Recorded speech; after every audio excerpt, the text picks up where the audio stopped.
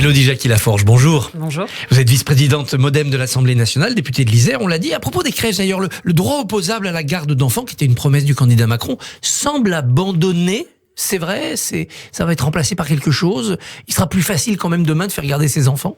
En tout cas, c'est le but, parce qu'on voit bien qu'on a une natalité en berne. Et c'est un des éléments, c'est pas le seul. Il y a aussi bien évidemment le contexte plus global, plus général. Mais je pense que de savoir qu'on peut avoir un espace d'accueil pour ses enfants, pour ses jeunes enfants, je pense que c'est essentiel quand on est jeune maman, jeune papa, pour pouvoir travailler sereinement, il faut savoir que ces enfants sont bien et en sécurité. On ne finira pas le quinquennat sans avoir en partie réglé ce problème ?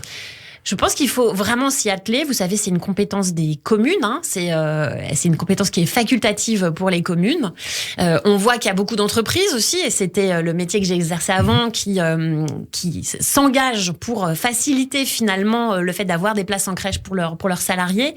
Donc on voit qu'il y a plusieurs acteurs. Il y a bien évidemment l'État, on est d'accord, que ce soit une politique publique. Il y a les collectivités qui doivent exercer cette compétence. Et puis après, il y a l'employeur qui doit comprendre que pour avoir des salariés, on sait qu'il y a presque le plein emploi en ce moment. C'est un élément extrêmement important. Si vous pouvez dire à des jeunes parents, oui, on est en capacité de vous fournir une place en crèche. Donc, il faut qu'on y aille, il faut qu'on travaille le sujet parce que c'est un point pour moi qui est majeur. Alors, ambiance, non pas de crèche, mais plutôt de cours d'école, parfois à l'Assemblée nationale. En ce moment, hier, la Commission des affaires sociales a repoussé la proposition de loi Lyotte, en tout cas l'article 1, qui permettait de revenir à 62 ans. Les oppositions disent, la majorité a tordu le règlement de l'Assemblée pour arriver à ce résultat. Est-ce que c'est vrai ? Alors c'est pas du tout vrai. C'est en fait vous avez des règles et elles s'appliquent de façon continue. Vous savez, la Constitution elle date de 58, le règlement il est aussi il a été commencé à cette date-là, donc c'est une application. Après vous pouvez pas dire quand on applique le règlement si ça va dans votre sens, il est bien appliqué. C'est un bon règlement. C'est un bon règlement. Et puis si le règlement ne va pas dans votre sens, dire c'est un mauvais règlement. Donc les choses se sont passées. Elles ont été en plus validées par le bureau de la commission derrière. Il y a eu des votes. Alors, des votes serrés peut-être, mais... 38-34 ? Voilà. Mais ça a tranché. Mais ça a tranché. Ça revient le 8 juin. Tout à fait. La proposition de loi arrive dans l'hémicycle, donc amputé de son article 1, mais il sera reproposé. Par amendement. Est-ce que vous avez la garantie que la présidence de l'Assemblée nationale va le récuser à ce moment-là, notamment parce que ça crée une charge publique, donc article 40 de la Constitution ? C'est ce qui est prévu ? C'est ce qui effectivement est prévu. Alors c'est vrai que pour ceux qui nous écoutent, ils se disent oh là là, mais c'est compliqué, ces règlements. Mais en fait, si vous voulez, notre Constitution, comme le règlement de l'Assemblée nationale, il est fait pour avoir un équilibre et pour que à chaque fois qu'une décision est prise, il y ait des capacités de pouvoir avoir soit un recours, soit pas avec une instance, soit une autre disposition qui fait que vous avez toujours... Une deuxième chance. Une deuxième chance. Donc, finalement, si vous voulez, tout ça, c'est une sédimentation d'un règlement qui date de 1958. Les choses, elles sont pas faites aujourd'hui comme ça, parce que ça rend service au gouvernement. Donc, il faut faire très attention et être très vigilant au respect des règles, et c'est ce qu'on s'emploie à faire au quotidien. Alors cet article 40 de la Constitution, c'est un devoir pour le Parlement. On ne crée pas des charges comme ça pour se faire plaisir. Mais les oppositions vous disent, mais quand vous votez l'obligation de mettre le drapeau européen sur les frontons des mairies, ça crée une charge publique. Il faudra bien acheter le drapeau, l'installer, et personne ne parle de l'article 40. C'est un peu à géométrie variable ? Alors, en fait, dans le processus, vous avez les propositions de loi qui sont déposées sur le bureau de l'Assemblée nationale. Vous avez 2 secrétaires qui font partie du bureau qui examinent la recevabilité des propositions de loi et qui, jusqu'à présent, et c'est le cas pour toutes les propositions de loi, laissaient... il y avait une tolérance. En fait, si vous voulez, on laissait le débat se faire. Et donc, les propositions de loi étaient ce qu'on appelle gagées. C'est-à-dire qu'on disait, oui, on a conscience que ça crée une charge, mais on va donner le budget sur lequel ça va porter. Donc, très souvent, c'est budgété. Augmentation du tabac. Augmentation par hasard, voilà, par exemple. Et donc, si vous voulez, c'est là, on va arriver à... Donc, là, la proposition de loi suit son chemin, sauf que là, on a un amendement qui va venir en séance, et c'est là où la présidente de l'Assemblée a la main. Mais elle l'a pas que sur cette proposition de loi-là. Oui. Et là, on est sur quand même des sommes, vous le savez, sur 15 milliards. Les drapeaux sur les frontons des mairies, c'est pas 15 milliards. Donc, il faut aussi prendre conscience que c'est un texte qui vient en plus revenir sur un texte qui vient d'ores et déjà être voté. Donc, tout ça est quand même très spécifique.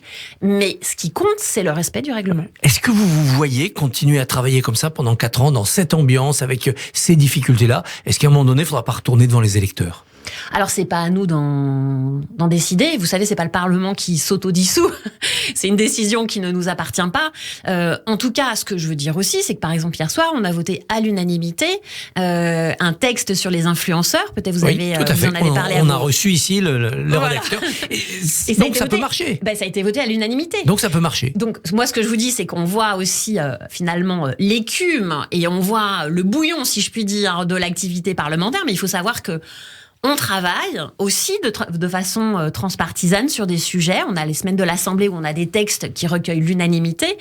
Donc, il y a bien évidemment des textes qui sont plus politiques, sur lesquels le débat est très vif et très tendu. Mais il y a aussi tout le travail qui se fait et qui fonctionne parce que on est tous là pour les Français. On est là pour répondre à leur quotidien, répondre à leurs besoins. Voilà, c'est ce qui, en tout cas, moi, m'anime tous les jours. Quand Charles de Courson dit « ce gouvernement sera renversé », est-ce que ce n'est pas la promesse d'une motion de censure qui, un jour, oui, va obtenir la majorité? Eh bien, écoutez, peut-être, moi, je ne vote pas pour mes collègues, je ne suis pas en capacité de vous dire que ça sera le cas ou que ça ne sera pas le cas. Après, si vous voulez, là, on est... C'est ce que je vous disais, dans l'obligation de faire avec ce que les Français ont choisi. Et c'est eux qui ont choisi cette Assemblée. Et donc, nous, on a le devoir, en tout cas, moi, j'ai le devoir de faire avec le choix des Français. Est-ce que cette obligation de faire va fonctionner sur la prochaine loi immigration? Est-ce que vous, Modem, vous voyez d'un bon œil l'accord Darmanin-LR qui est en train de s'esquisser? Alors moi, à ce stade aujourd'hui, c'est flou. Alors je ne vois pas, je viens de l'Isère, hein, donc je ne vois pas la voie de passage à ce stade. Parce que c'est vrai qu'on a des lignes rouges comme votre écharpe. comme votre écharpe qui ont été posées et que à ce stade, je vois pas comment on avance. Si vous voulez. Pour trouver un chemin, il faut que chacun se mette d'accord sur le chemin. C'est pas on prend le chemin de l'un ou le chemin de l'autre. L'aspect contestation des traités européens, les LR peuvent lâcher. Ça, c'est important pour le Modem. Ah, mais en plus, je veux dire que c'est un principe de réalité.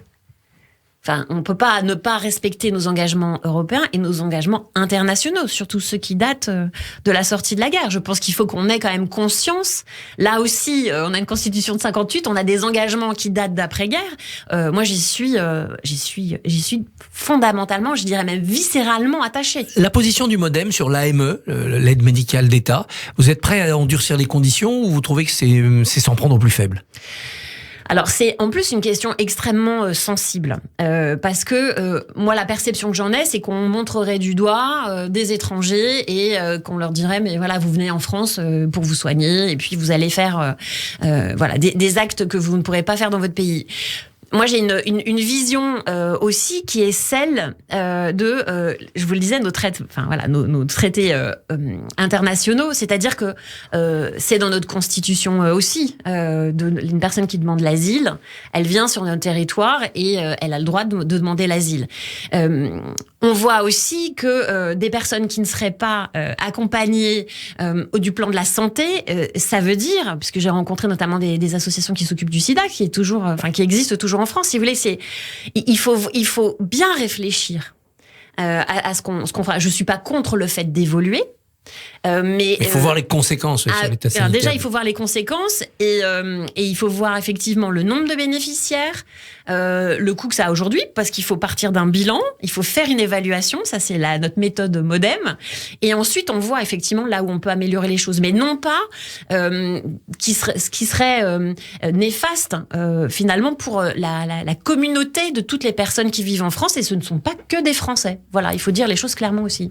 Le Rassemblement national est l'héritier de Pétain, selon Elisabeth Borne, elle l'a dit sur Radio J. Il ne faut pas combattre l'extrême droite avec les mots des années 90. C'était la version d'Emmanuel Macron au Conseil des ministres. Et pour vous ? Alors, cette phrase en Conseil des ministres, je ne sais pas on ne sait pas trop d'où elle sort. Vous allez me trouver normande et je suis vraiment iséroise. C'est les deux. C'est-à-dire qu'il y a à la fois, mais c'est comme dans tout, si vous voulez, il y a à la fois votre histoire, d'où vous venez, qu'est-ce qui vous motive, quelle est votre essence même. Et puis il y a l'actualité, il y a vers quoi vous voulez aller. Et je pense qu'il faut à la fois avoir conscience des origines, même voilà, du MoDem, la construction politique, les familles qui nous ont précédés, les hommes et les femmes qui ont... Et donc pour le RN, c'est en partie... Ben oui, c'est une réalité Pétain. historique. Enfin, je veux dire, on peut pas revenir là-dessus. Et à la fois, aujourd'hui, le Rassemblement national a évolué et il faut combattre sur le fond, point à point, les idées qui sont promues par le Rassemblement national. Même si on peut comprendre cette stéréo, ça a donné l'impression d'une mésentente président-première ministre quand même. Bah écoutez, ce matin, a priori... oui, il a recadré les choses, il a effacé tout ça. Tout ça serait résolu ce matin. Franchement, on n'a pas l'impression d'un exécutif qui est très uni, qui a devant lui. Vous vous préparez, vous, à l'Assemblée, à avoir un nouveau gouvernement ? On se prépare à tout, nous, vous savez. Il faut être... C'est le temps de l'imprévisible, l'Assemblée nationale, en ce moment. Alors, il y a une partie imprévisible et il y a une partie prévisible. Il y a effectivement tout le travail qu'on fait de fond, sur lequel on s'engage voilà, tous les jours. Il y a un vrai travail de qualité qui est fait à l'Assemblée. Et puis, il y a l'actualité. Il y a l'actualité nationale, il y a l'actualité internationale, et il faut être capable d'y faire face. Le MoDem continuera après le procès sur les assistants parlementaires ? Ou vous êtes inquiète ? Pour moi, si vous voulez, c'est ce que je vous disais, on s'inscrit dans une famille, on s'inscrit dans un parcours. J'ai relu ce week-end Une vie de Simone Veil. Donc on voit effectivement... Ça dépasse cette actualité. Voilà, donc c'est pour vous dire qu'on se projette vers l'avenir avec le plus de confiance possible. Élodie Jacquier-Laforge, merci et bonne journée. Merci à vous. On retiendra Élodie Jacquier, j'ai le devoir de faire avec le choix des Français. Merci Christophe, on vous retrouve demain en compagnie de Sylvain Maillard, député Renaissance de Paris, vice-président du groupe à l'Assemblée nationale. À demain. À demain. Radio J, retrouvez le Barbier du matin sur le site radio.